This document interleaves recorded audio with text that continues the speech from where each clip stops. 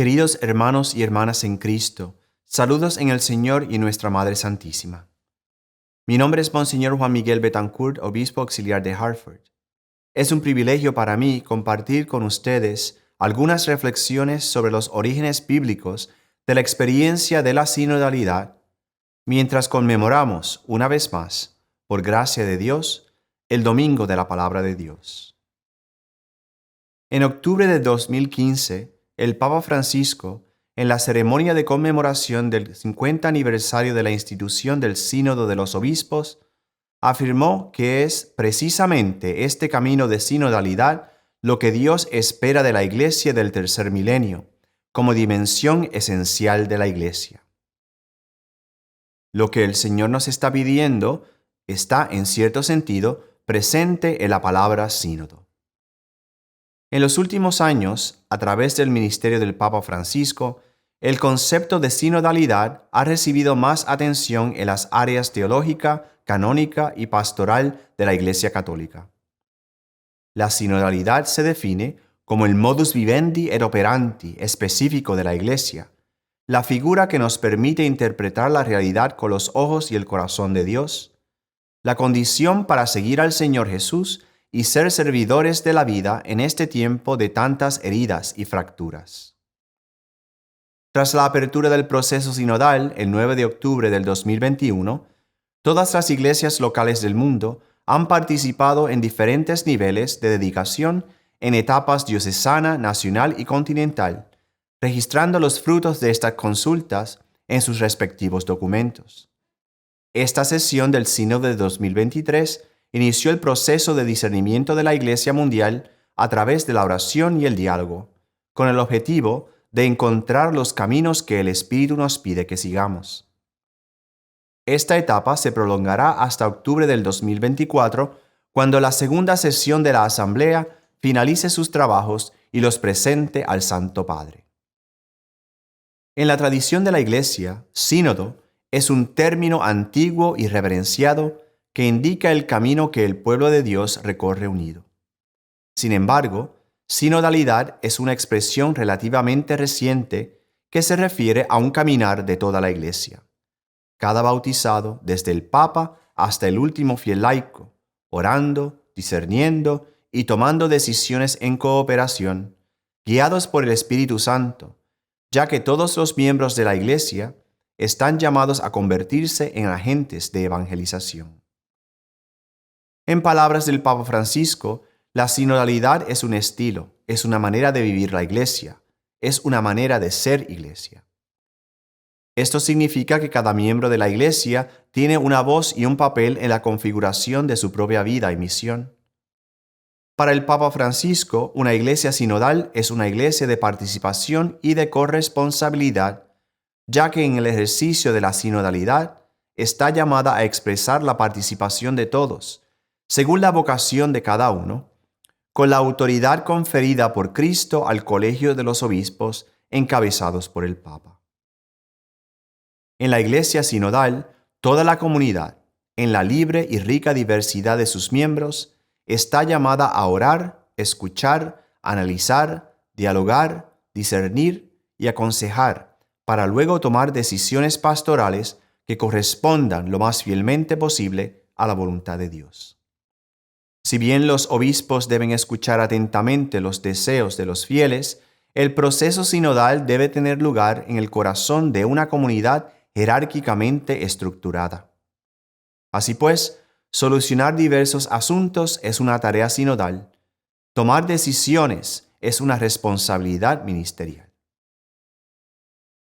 Para comprender mejor lo que es la sinodalidad, debemos apreciar su contexto histórico. La Iglesia siempre ha buscado participar en el diálogo y el discernimiento a diferentes niveles, pero ahora el Papa Francisco ha extendido esta experiencia a la familia católica del mundo entero.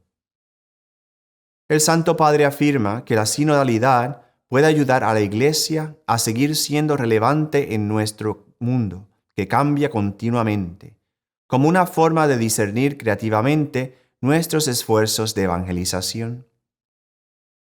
Ahora acerquémonos al contexto histórico bíblico de la sinodalidad examinando varios textos de la Biblia. Estos son momentos determinantes en los que la iglesia primitiva, guiada por los apóstoles, fue llamada como comunidad a discernir la voluntad del Señor resucitado. Primero analicemos el texto bíblico de Lucas capítulo 24, 13 al 35, la historia que conocemos como el camino a Emaús. Elegí este pasaje primero porque sirvió como fuente esencial para la oración y el discernimiento en la experiencia sinodal tanto en los Estados Unidos como en la etapa continental de América del Norte. Por lo tanto, este texto proporciona información valiosa sobre cómo funciona la sinodalidad dentro del contexto de la comunidad primitiva y de discípulos.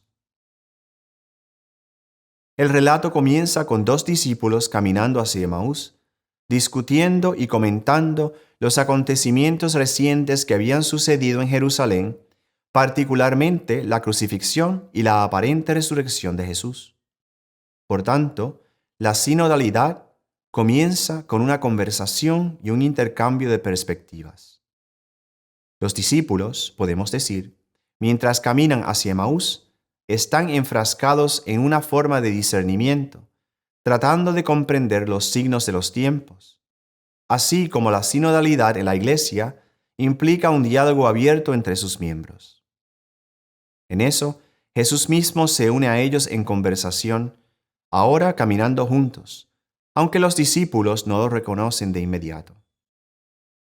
Aquí notamos la presencia de Cristo entre quienes lo siguen. En la sinodalidad, el Espíritu Santo desempeña el papel de guía, de la misma manera que Jesús acompaña a los discípulos, incluso cuando éstos todavía no pueden reconocerlo. A continuación, Jesús involucra a los discípulos en un diálogo sobre las Escrituras, explicando cómo ellas se refieren a Él mismo. Esta acción de Jesús ilustra la importancia de compartir experiencias y buscar guía espiritual a través de la palabra de Dios. Por eso, la Biblia sirve como fuente irreemplazable de sabiduría y percepción para la comunidad que discierne. En ese momento, los discípulos invitan a Jesús a quedarse con ellos, y cuando Él parte el pan, se les abren los ojos y finalmente lo reconocen. Este momento de compartir una cena y reconocer a Cristo entre ellos subraya el aspecto comunitario de la sinodalidad. Aquí se destaca la importancia de la oración comunitaria y la Eucaristía en la vida de la Iglesia. Después de su maravilloso y alentador encuentro con Cristo resucitado, los discípulos regresan corriendo a Jerusalén para compartir su experiencia con la comunidad reunida allí. Estos discípulos se convierten en testigos de la resurrección, así como la sinodalidad anima a todos los miembros de la Iglesia a participar activamente en la misión y compartir con otros sus conocimientos y encuentros con Dios. Por eso, en el texto de Lucas 24, 13 al 35, percibimos un indicio de una experiencia sinodal entre los primeros seguidores de Jesús: diálogo, discernimiento, oración, reconocimiento de la presencia de Cristo y el intercambio de experiencias con la comunidad en general. En consecuencia, este texto del Evangelio sirve como una ilustración convincente de cómo la sinodalidad implica que la comunidad de fe camine junta, guiada por el Espíritu Santo, y comparta la misión de proclamar la buena nueva. A medida que la buena nueva de la salvación se va difundiendo y la familia de creyentes en Cristo crece, nuevas experiencias y situaciones de consulta y discernimiento se hacen más frecuentes dentro de la comunidad. En los Hechos de los Apóstoles, capítulo 5, versículos 19 al 21, encontramos a los apóstoles encarcelados por predicar el Evangelio. Sin embargo, durante la noche, un ángel del Señor los libera milagrosamente.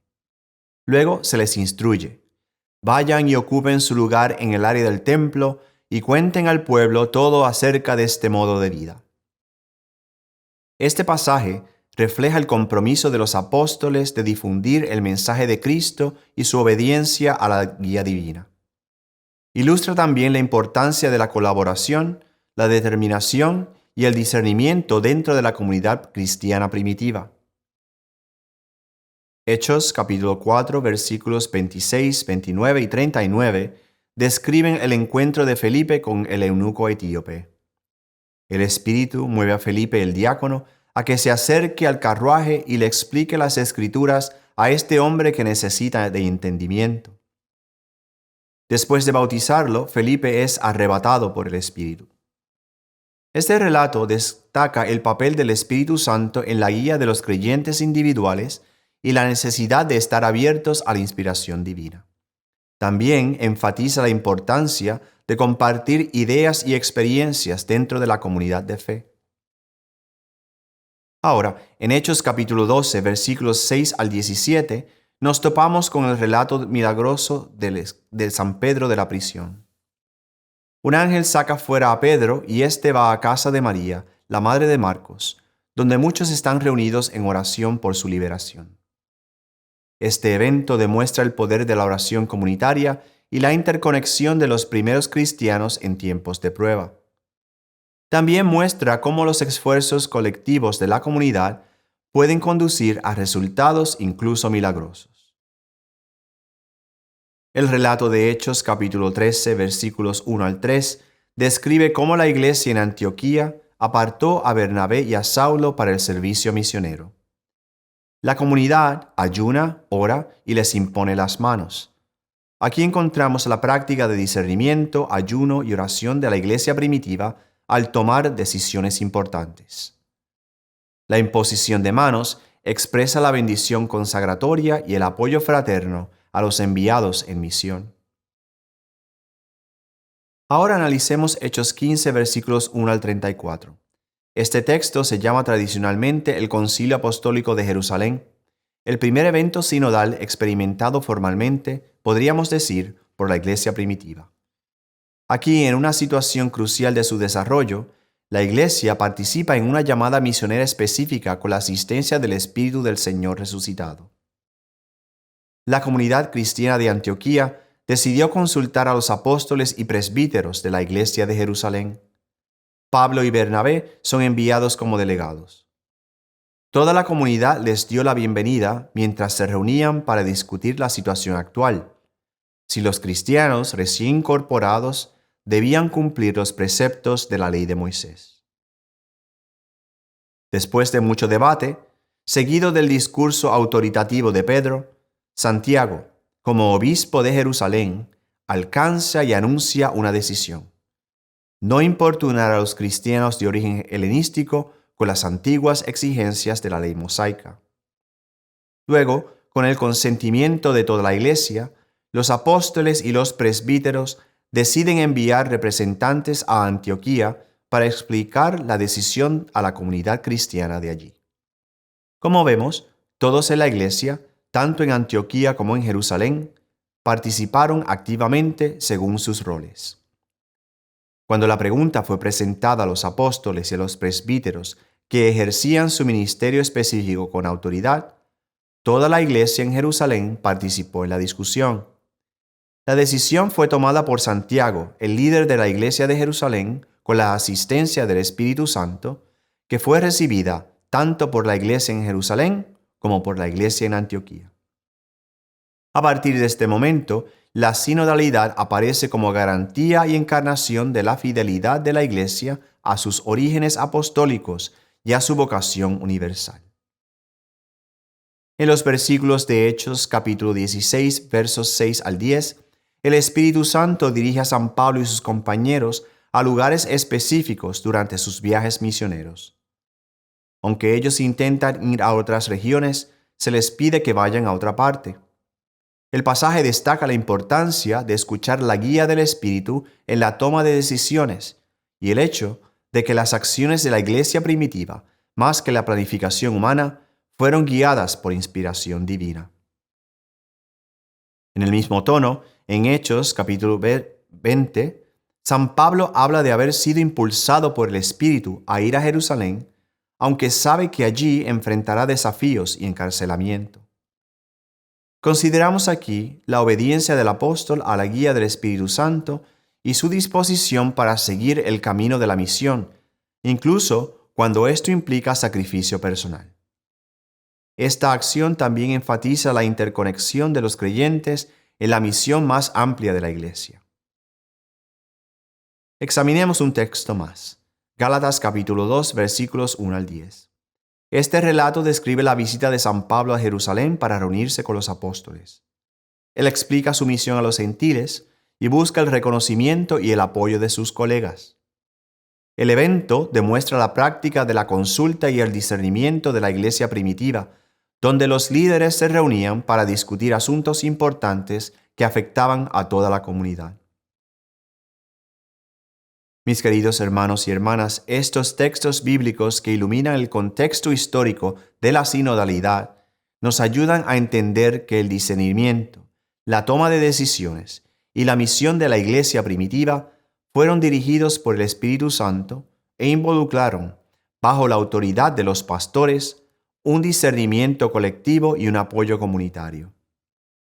Este trasfondo histórico bíblico proporciona base firme para comprender el concepto de sinodalidad y su importancia en la vida y misión de la Iglesia Católica, mientras continuamos discerniendo y caminando juntos tras los pasos de nuestros primeros antepasados cristianos.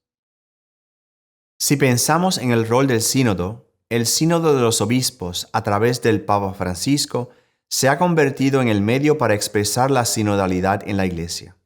El Papa afirma: el sínodo no es un parlamento, es una expresión eclesial, es la Iglesia caminando junta. Por eso, no se trata de votar en áreas de doctrina, sino de discernir cómo se puede vivir más auténticamente el Evangelio en nuestro tiempo. Además, el Santo Padre ha subrayado muchas veces la importancia de la escucha durante todo el proceso de sinodalidad.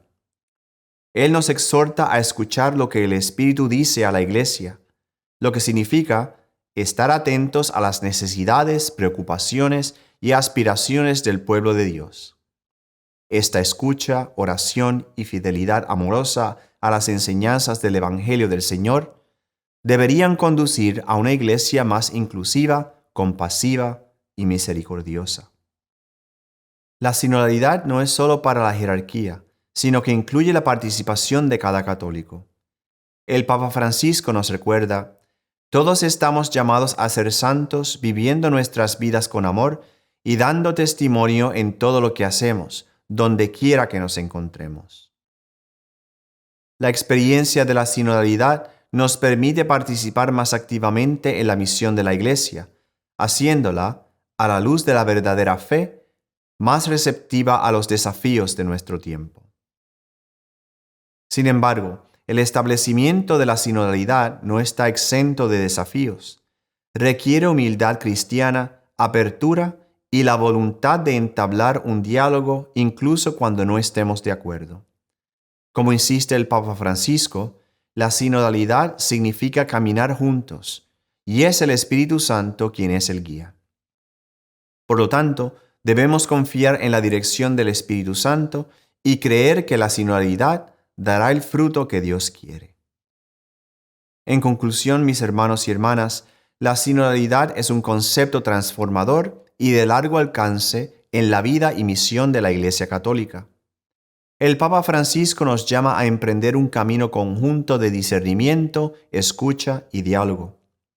Este proceso de diálogo y discernimiento permite a cada miembro de la Iglesia participar más activamente en el discernimiento de los signos de los tiempos mediante la vida de fe.